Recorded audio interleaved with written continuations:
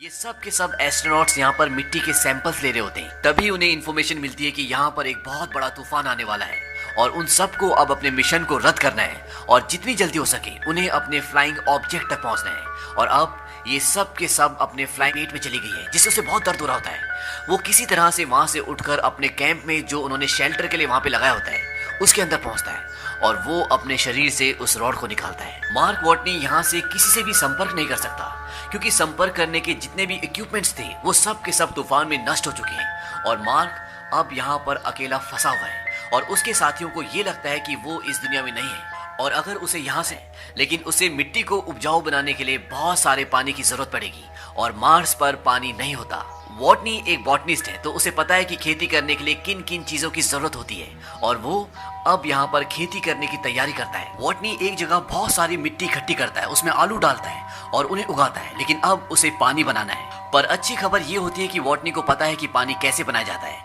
Hydrogen में oxygen मिलाकर उसे जलाने से पानी बनता है और यहाँ पर वॉटनी के पास सारे साधन होते हैं और वो ऐसे ही करता है। पर जब वो पहली बार हाइड्रोजन में ऑक्सीजन डालकर मिलाता है तो एक जोरदार ब्लास्ट होता है क्योंकि वो उस ऑक्सीजन को कैलकुलेट नहीं करता जो उसकी सांसों से आ रहा होता है। लेकिन अगली बार वो हाइड्रोजन ऑक्सीजन मिलाकर जलाने में कामयाब हो जाता है और अब वहां पर पानी बनना शुरू हो जाता है। दरअसल इस तरीके से वाष्पीकरण होता है जिससे वहां पर पानी की छोटी छोटी बूंदें बनना शुरू हो जाती है और उसकी मिट्टी को जितने पानी की जरूरत होती है वहां पर पानी बन जाता है और कुछ दिनों के बाद वहां पर पहला पौधा अंकुरित होता है जिसे देखकर वॉटनी को बहुत खुशी होती है। वहीं दूसरी तरफ 48 दिन हो गए हैं, उसने 400 पौधे उगाए जो कि उसकी उम्मीद से ज्यादा अच्छे तरीके से उगे और अब वो आलू निकालता है और छोटे आलूओं को दोबारा बो देता है। वॉटनी यहाँ पर खाद के लिए अपना मल इस्तेमाल करता है पर वो जानता है कि अगर उसने नासा से संपर्क नहीं किया तो वो भले कितनी आलू उगा ले पर वो जिंदा नहीं बचेगा। इसलिए वो वहां से एक ऐसी जगह जाता है जहां पर एक पाथ फाइंडर होता है जो 1997 में खराब हो गया था और उसका राइट वाले मेनू और नासा नीचे से उस पाथ फाइंडर के कैमरे को यस की तरफ मूव कर दें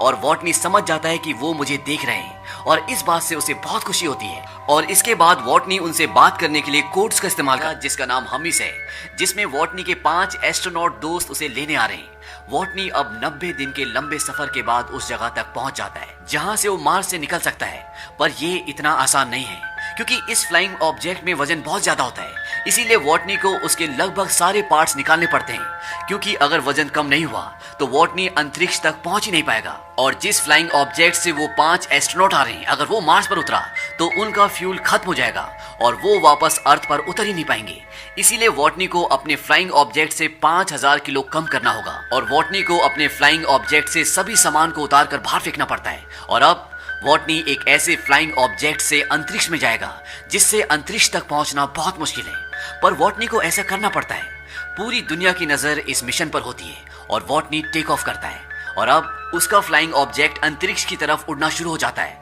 और वो अंतरिक्ष में पहुंच जाता है। उसके साथ ही उसके साथ रेडियो के जरिए कम्युनिकेट करने की कोशिश और स्पेसशिप की कमांडर एक फ्लाइंग चेयर पर बैठकर वॉटनी को पकड़ने के लिए जाती है, पर जिस रस्सी से वो बंधी होती है वो खत्म हो जाती है और वॉटनी तक पहुंचना अब नामुमकिन है। और वॉटनी यहाँ पर वही करता है जो उसने कहा था, वो अपने स्पेस सूट पर छेद करता है और अपने फ्लाइंग ऑब्जेक्ट को छोड़ देता है और उसके स्पेस सूट से जो हवा निकल रही होती है वो उससे अपने आप को दिशा देता है और किसी तरह से वो अपने कमांडर तक पहुंच जाता है जो उसे चेयर पर बैठकर वहां पर लेने आया होता है। लेकिन जैसे ही वो उसका हाथ पकड़ने वाला होता है वो उसके हाथ से छूट जाता है, लेकिन जिस रस्सी से वो बंधी होती है वॉटनी उस रस्सी को पकड़ लेता है और इस तरह से ये वॉटनी को